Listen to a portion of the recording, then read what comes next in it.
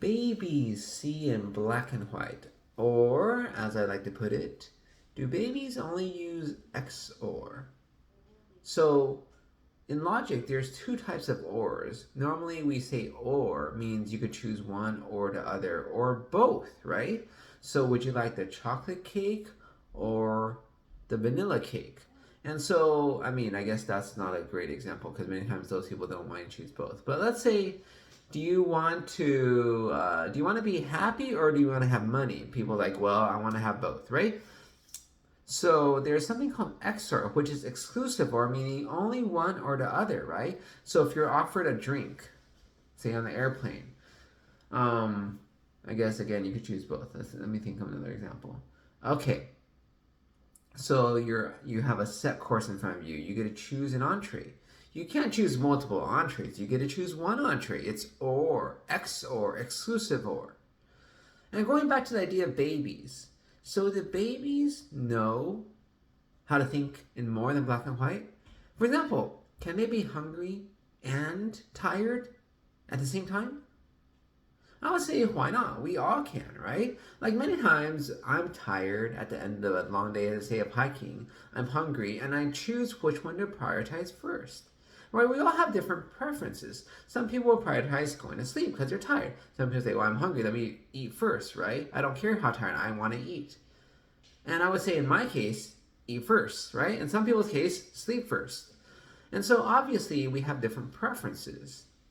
And I would say for that reason, we aren't black and white, right? For that reason, you can't treat all customers the same way when you work at, say, fast food, because they may want different things, right? At Burger King, I was a cashier in high school, and so it's like, people may want this and that, and you know how you look at the Whopper, it has tomato in it? So, well, some people don't want a tomato.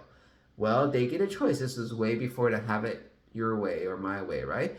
But obviously, we know that people have different preferences, and I always ask you, do you want grilled onions, right? As in you said onions. Do you want it grilled, or how do you want your onions? Some people don't like raw onions, and maybe some people prefer raw onions, and so people are different. They have different preferences, and the same thing is true with babies, right? I mean, they're human as well. We may think their brain's not very developed, but I'm pretty sure they could be hungry and tired at the same time. And the question is, which one do you resolve first, right? Do you try to get the baby to go to sleep, try to feed the baby?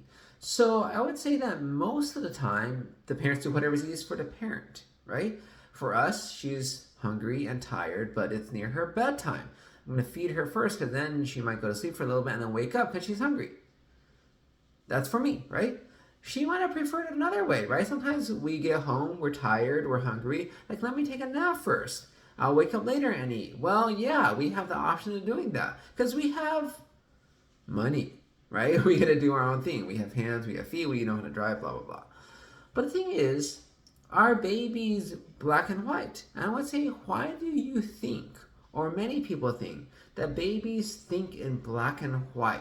Only want this, only want that. Or, by logical extension, why do you think that the babies are so simple? Do they always know what they want? I mean, we adults, right? We don't even know what we want sometimes. We're like, oh, I'm hungry. Oh, oh, oh. Right? Like, if you're hungry, I'm a savory guy, right? I'm hungry, but sometimes I do something illogical. I don't eat for another hour. Why is that? Because I want good food, right? This is not true for everybody. Some people out there are hungry, they just want to eat. For me, I could put up with the hunger, but I want to eat good food. I'm not going to eat junky, horrible tasting food just because I'm hungry. That's stupid. But for some people, it's like, you're hungry, eat. Right? And so, like, one time I walked an hour trying to find some, nice milk tea, even though I was thirsty. Which is more of a real need because it was hot and sweaty that day. I didn't have a car, I was walking around. But yeah, I mean, it's a choice, right? I get to make that choice. And I have different preferences, as do babies and everybody else, right? Animals all have preferences. Dogs, cats, right? I don't see why babies want to be any different. And I think that the whole idea of simplifying it, or being too simplistic looking at babies and thinking they know what they want, right? You give them this, they're satisfied, right? Well, I think to a certain extent that's true. In the same way, to a certain extent, for adults, it's also true, right? If you took an adult, you took away their ability to walk, right? Say you cut off their legs or whatever, right? Took away their ability to talk, right? They can only scream or cry, right? No ability to talk. Took away their ability to really, move, right? Because you could just flop around, right? I'm pretty sure they would. If they're hungry and they wanted something, and you gave them something they didn't want, pretty sure they'd be satisfied because they learned that, hey, don't really have much of a choice here, so I'm happy with this, right?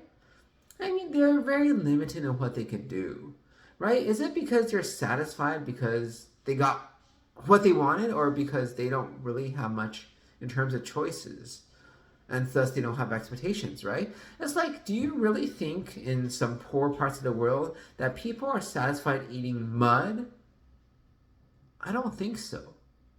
Right? It's really bad for your digestive system, apparently, eating dirt. But they make mud pies because parents have no money. The kids want to eat. They're hungry. At least makes you full for a little bit of time, right? And I think that's the same thing, right? We have to realize, even though we think we're taking care of the baby, we may not be, because we can't communicate. So much is communicated through language, right? That's why I tell many patients, with your language, right? We understand so much about you, how much you're processing. So even though you think this lady is doing really well after her stroke, given that she doesn't talk, I have no idea. And I had a recent case where it was very unfortunate. The family, because it's like, I'm the hospitalist, I'm the doctor who takes over after all the specialists are done, right? So I'm the one who keeps on seeing the patient who, when they're in the hospital, a lot of specialists sort of lose interest. Nothing else to do. Lady had a pretty bad stroke. They did all this stuff in her brain as best as they could. It seems like she recovered, but not quite. She can't eat right now, which is very common when you're older. They have have some difficulty swallowing. It's not that they can't eat. It's that the speech therapist is where they can't eat safely, which may be overly cautious on their part. But anyways, they're not allowed to eat. So the question is, do we start tube feeding? Put a tube in and feed her with nutrition that way? And the family, it's a very hard decision because they're like, oh, but they said she's improving. I'm like, I don't disagree. I'm just saying that this is not what some people would have wanted. And the problem is, if you start it, it's very hard to stop, right?